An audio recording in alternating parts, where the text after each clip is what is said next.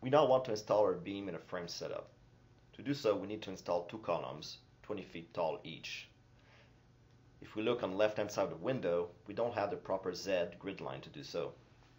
To change the Z grid line, we right-click on a window and click on Edit Grid Data.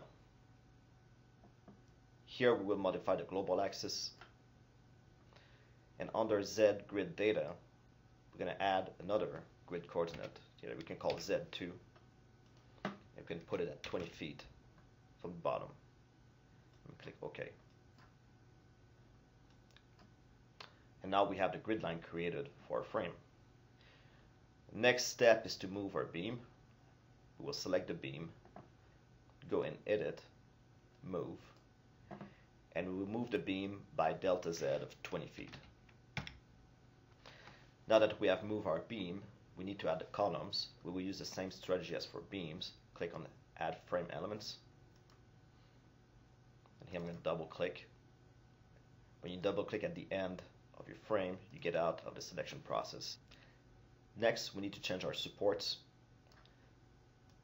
The beam here is no longer supported by a hinge and a roller at the top.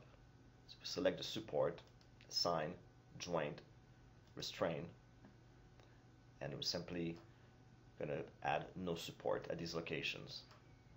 Instead, we're going to add the hinge right at the bottom.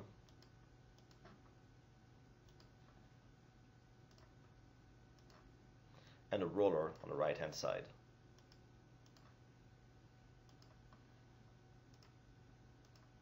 Now we have our frame with a hinge and a roller at the bottom.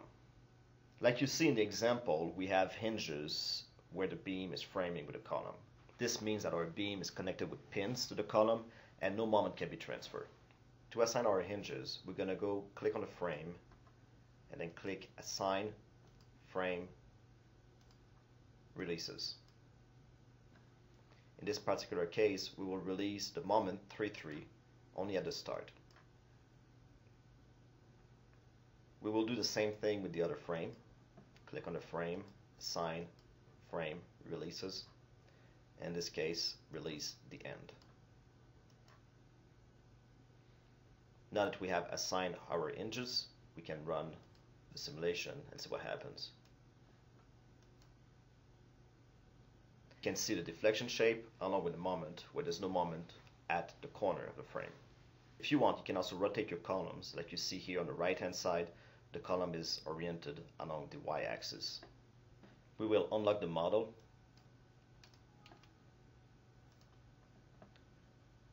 Click on both columns and assign frame local axes. In this case, we can rotate our local axis to 90 degrees.